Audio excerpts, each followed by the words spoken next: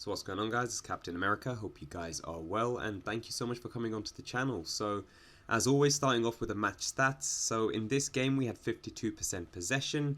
It was a tough game overall. We had 5 shots in total. They had 8, the opposition. But generally it was a fantastic game from my side. Again, a very strong defensive performance. I had an 8.2 overall match rating. 5 possession ones, 0 lost, and then 1 tackle made 100%. So again, it was a great defensive performance for myself, and I also scored a goal, a header from the corner. So I'm glad about that, because now I've started to score more goals from like corners as well as free kicks, and it's good to see because I've increased my height, as you know from my previous video, from 6.2 to 6'7" now. Kept the weight the same, but then I can't remember what I replaced, but I changed it to that heading beacon thing just to get more of a level up for I think 5 seconds or so when the corners are happening or free kicks. So I needed that, and I think, I wanted to try it out, see how 6'7" was. I've always played myself as 6'2" just because the way that my agility is, and I like that movement, and my positioning is always, for me, is always the most important thing. And then of course I can make the tackle if needed, or just to scare them off into passing somewhere else. So the way I like to play is just always positional type of defensive play. Hence why I want to see if it would make a difference from switching to 6'2" to 6'7", so 6'7". And honestly, I feel like the 6'7" move has been a good move. I was complaining initially. I thought, oh my lord, the strikers are much more smaller. They're going to be, running past me with speed, but you have to just get used to it. It's like a whole different type of play. It's just the reaction time of the 6'7" player, of course, is slightly slower. So it's just getting used to that, and then yeah, let's see how it goes. So I'm playing with 6'7" now, and yeah, I'm going to continue doing that. Let's see if I could get better and better plays. So something that I've started as well, I've just, funnily enough, just rendered the first clip of it. So it's going to be highlights of my centre-back clips for each game that I'm uploading. If it's on YouTube, the ones that I already uploaded, or the ones that I haven't done so, the games that I'm playing in real life, that let's say the edits are going to be coming in quite sick. So it's going to be just like a TikTok short, same with like YouTube short, keeping it like at least less than a minute.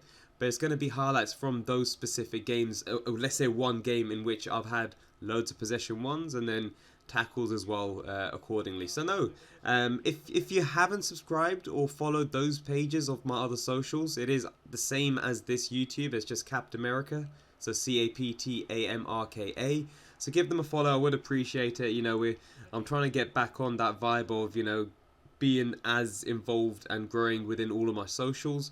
I've been slacking quite a lot on the TikTok as well as the YouTube Shorts. It's just I've always had it as Call of Duty, and I wanted to try out, let's say, FIFA, and I'm really enjoying the FIFA side of things and these uploads. So I do hope you guys are enjoying it too. Just me giving random stuff as well during these talks, as well as just going through like fixtures that are upcoming, as well as transfers as well, especially how busy the summer market's going to be with interesting transfers to be made. So I hope that you guys are enjoying it, plus relaxing and viewing the gameplay as well, seeing how dominant that we are as a team, plus me being a goat at the back, VVD.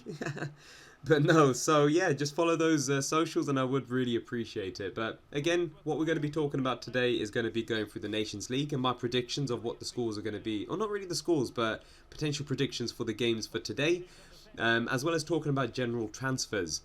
So the Nations League match that we have, all the key matches that I feel that we have for today are going to be the likes of Austria versus Denmark, and then we've also got Croatia versus France, who are all in the same table.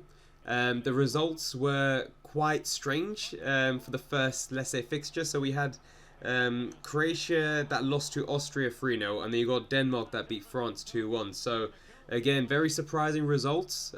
Austria done very, very well in general. They've got the Alibaba Klopp, let's say, from Man United, the one that they say gave the what is it called, the flow of the attack and the play styles to like the likes of Klopp as well as Tuchel and Nagelsmann. So no, I'm glad that he's not doing that well. He didn't do well, sorry, in United, and I'm glad that he's now left, and he won this first game 3-0. That just shows that there's a problem within Manchester United, not with the managers.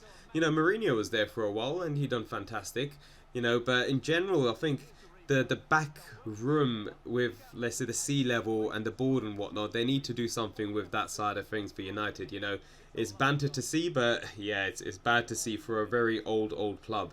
that's been around for a long time. So no, hopefully they sorted out. But regardless, you know what I'm predicting for the games or the results for today for Austria versus Denmark is around like both teams to score and then over 2.5. So I feel that, you know, it's going to be an attacking type of play from both sides. You know, they're not shy of goals as well. You know, they've scored quite a lot of goals in their recent 5 games. But in general, it's just the way that both teams have their play styles. They do have fantastic players too. So no, it's going to be an interesting battle. I do see Denmark taking it around, like it's going to be 2-1 also. You know, they are a stronger team. I was actually fortunate enough to go to the England versus Denmark game. It was the semi-finals of the Euros, and it happened at Wembley. And my God, that was insane, man. That was a good game. Denmark played very well, don't get me wrong, but of course England played better. So no, Denmark are a good team. So they've had stability for a while, and it's good to see Eriksen back in the fold as well. He's been doing fantastic for Brentford, and you know, now he's got the likes of even Manchester United looking at buying him, especially with the new manager. Very impressed with him, and I think he was training up with Ajax as well when he was recuperating from the surgery and the unfortunate incident that happened to him in the Euros. So no, it's good to see Eriksen back. You know, I think he's a fantastic player, and what he's achieved with Brentford in the short time that he was with them, you know, he did propel them into a very good position of being within the Premier League again. You know, I thought they were going to be relegated alongside Norwich, but no, they've done a fantastic job, and yeah, I think that they are the best team in you know, South London, so, or wherever, or is it South East London that they're based in? I don't know where they're based in, but yeah. But cool. So then we also got Croatia versus France, who again, they lost both of their matches against the teams that are playing there at the same time, Austria versus Denmark. I do see both teams trying to fight, especially to stay within good positioning of the Nations League. So I do feel it's going to be open and attacking football. So both teams to score, and again over 2.5. I do feel that France will snatch it, either like 3-1 or so. So no, I think that'll be an interesting game. So no, let's see what happens with that. So we've also got Germany versus England. Again, my boys, Germany playing at home against England tomorrow. So looking forward to that. I know they said it's going to be on Channel 4, so I'm looking forward to it, man. It's always hard to get it on like BT Sport or even Sky Sports these days. So no, looking forward to it on Channel 4. So watch it if you guys are interested. But yeah, I'll give more of a prediction tomorrow prior to the game, so at least you have like a general idea of the formation that I'm thinking that's going to be happening from both ends, plus the lineup as well. And then again, my prediction on the score, which I do feel Germany will win. It's going to be a goals fest, I feel. But no, I'll give a more of a prediction tomorrow, okay? But yeah, so just following on from like the Nations League, then the next topic that we're going to be talking about today, and the final topic, is going to be around transfers. Especially around the transfer market in the summer. It's going to be so active. You know, we've already got the likes of Haaland that's moved over to like Man City. You've got Mane being rumoured for Bayern Munich. But it's funny because I just read an article on Sky Sports where he's now pulling Bayern Munich as well. It's like banter. So what he did with Liverpool was, again, he said it was supposed to be coming out in a joking manner. So again, I don't know if the media have twisted it again, as they usually do, so I don't know if it's truthful or not. But what Mane said was the fact that, as per the media, is that, you know, the Senegalese people will decide where he wants to leave, and, you know, they say around 70% want him to leave Liverpool. And then I think he said it in a joking way, like, look, it wasn't meant to be like that. And of course, I don't think he means it in a bad way. He's always been like a down-to-earth guy, very similar to like Kante at Chelsea, very down-to-earth people, and especially with what he does back home, bills, and, you know, does so much when he does go back home over the summer. He rarely has a holiday, from what I read a while back. You know, he's always done something back home to like maybe build hospitals or even like villages or something like that. So again, he's a very good person. But the thing that he done with Bayern Munich, or whatever the talk that he done with his recent match that he's just played for the internationals, was that he said, like, you know, his boyhood club has always been Marseille, and, you know, he never wants to go to like these big teams such as like Barca, Real Madrid or Bayern. He said this, something like this, within this topic as well. So now he's pulling, you know, Bayern Munich's leg, trying to hint that he wants to go to Marseille. But if he does go to Marseille, that'll be a very interesting purchase. Just in general, that'll be a very surprising purchase because, you know, Mane is at the moment in his peak form. You know, he's now playing in a central forward position and he's doing fantastic. So for him to go to Marseille, you know, they're going to be fighting for the French league against PSG. It's always one horse race, you know, within that, let's say, Farmers League as such. So it's going to be interesting with Marseille, and then looking at, let's say, the Champions League and whatnot as well for next year. So no, I do feel he'll go to Bayern Munich, but I think, you know, the initial bid that they done of 25 million is such a, I don't know, disrespectful, let's say, value. Especially I feel that his market value is around 40 to 45 mil.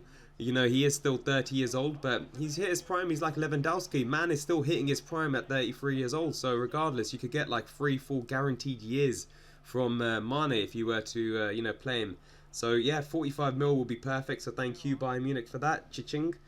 And then, yeah, you got Basuma from Brighton, who's always been in the transfer market headlines, let's say, over the past couple of seasons now. It was firstly with like Liverpool, and then you also have like now Arsenal for the last couple of seasons. So again, he is a fantastic signing, fairly young still, a great player, a defensive like holding midfielder. So that'll be a really, really good buy for them. So yeah, let's see if they could get that. And then you got a funny, article I read on was about Mbappe, you know, the Mr. President of PSG. So what happened with this guy was, you know, Macron, the President of France, whatever shit. But yeah, he met up with Mbappe. He said, like, look, you can't make a move, man. It's to, you know, keep the dignity of France and whatever, in terms of like that lingo in it. But don't get me wrong, look, he's a Marseille fan, I think, from what I read. So he just wants to keep, like, you know, the talent that the French people have within their, let's say, nation. So, you know, I think, you know, he intervened. It was the first time he's ever done that. But yeah, he should intervene more for his political side of things. Man is useless within the political side of things. So yeah, Macron, sort out. But yeah, let's see what happens with Mbappe and his purchases over this summer. And then talking about Marseille, you got Saliba that had a fantastic season at Marseille on loan from Arsenal. So he's looking at going back to Arsenal. And I do feel that he will be their first team player next season. But again, let's see who he will be, let's say, lined up with. But no, I think that'll be an interesting return for Arsenal. He had a fantastic season, as mentioned, at Marseille. So no touche to that. And then you got the likes of Pulisic as well. So I was reading in the headlines that Liverpool are interested in him. They were always interested in him, even when he was at Dortmund. He's a Liverpool fan. He's mentioned it earlier on in his Dortmund season. You know, he was purchased when Klopp was there as well, so he understands his play style, and he's always admired him as well. Klopp has. And yeah, he's had an awful season at Chelsea. So not even awful season at Chelsea. He's had awful seasons. He's not even playing for Chelsea.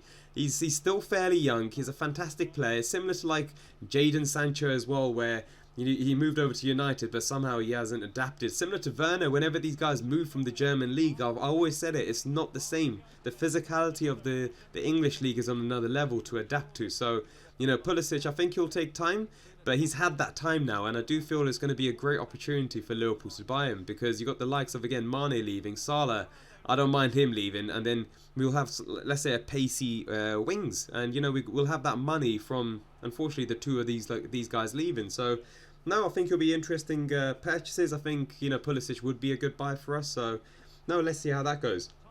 And then the last one is Nkunku from Leipzig. He's been rumoured to be interested in loads of big clubs. So I think that'll be a very good purchase for whoever buys him. I think he will go to PSG. I just don't see him going anywhere else. You know, he's scored around 35 goals in all competitions. And again, I think Mbappe would want that French compatriot to be there. So I do feel that he will move over to PSG. I think for maybe 50 mil, because, you know, they got their pants down with Mbappe trying to buy everyone at any ridiculous price. So let's see. But no, guys, end of the video. Thank you so much for staying and sticking by to these rambling malarkeys. But those that are new, thank you so much. Please do feel free to subscribe and like and comment as always. As well as those that are oldies and goldies, thank you always. I do appreciate you guys a lot. But again, follow those socials that I mentioned on TikTok and YouTube Shorts. But I'll catch you guys on tomorrow's video. GG's, yeah, GG's.